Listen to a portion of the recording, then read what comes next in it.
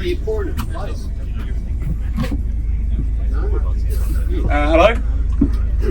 As if you look across to your left, there's a concrete house there by Admire Concrete Homes.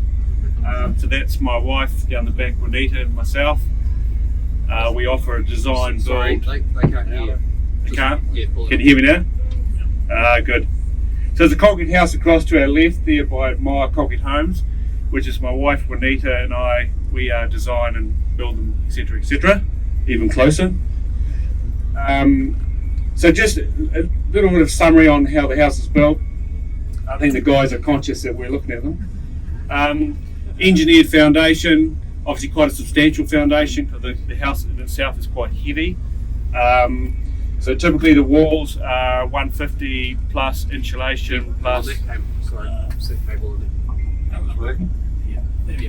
Yes, the exterior walls are typically like 150 thick concrete with PIR insulation, then another layer of concrete on the outside, all poured as one.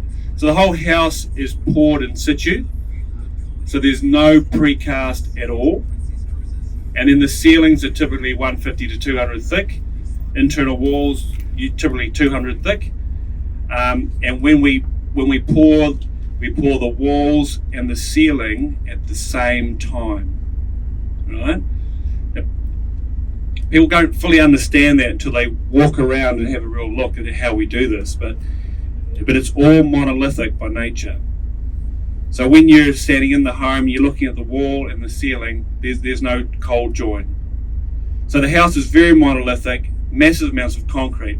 Now in terms of the insulation, we insulate underneath the entire floor obviously, and in most places that's about 600 thick of pod insulation.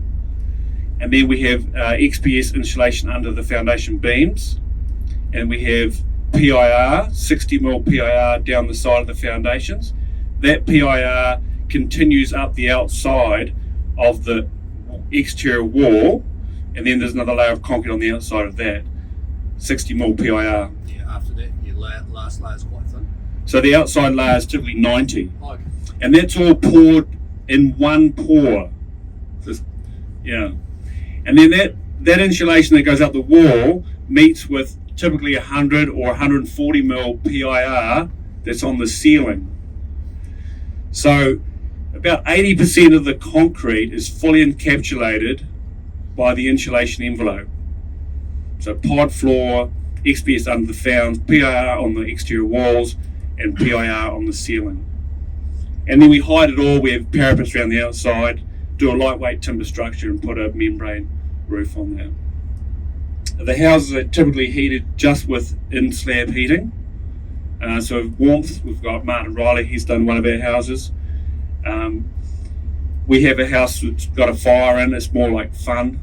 The clients love putting the fire on because there's something alive in the house.